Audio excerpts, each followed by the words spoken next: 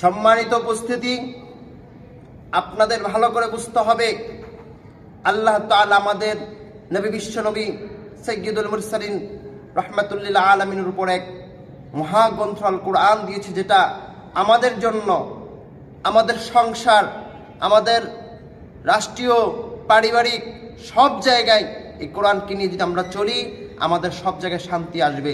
যদি আমরা মনে করি কোরআনকে মাইনাস করে যদি আমরা ঘরে শান্তি আনতে চাই, কোনোদিন পারবো না।